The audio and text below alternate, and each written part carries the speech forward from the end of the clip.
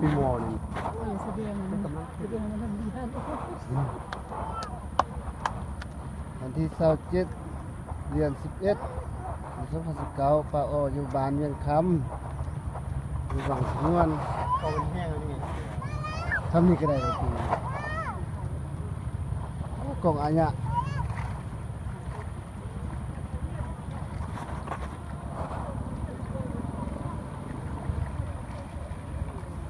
มันเริ่มเศร้าเลยป้าอ้อนี่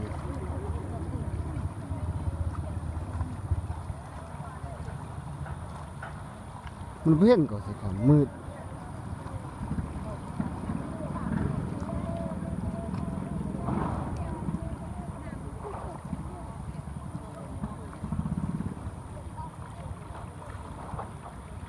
ทาย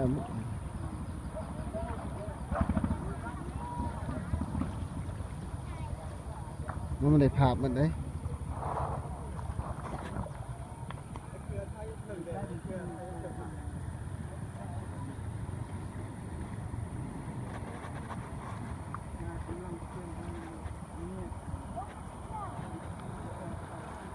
มันมืดโพดใส่คำมันบ่เห็นกองเจ้านี่ มันก็ต้องเยินเนาะ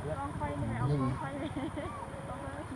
มันบ่มืดไอ้เขือจะเปิดมันนึงมันให้เห็นเอง นี่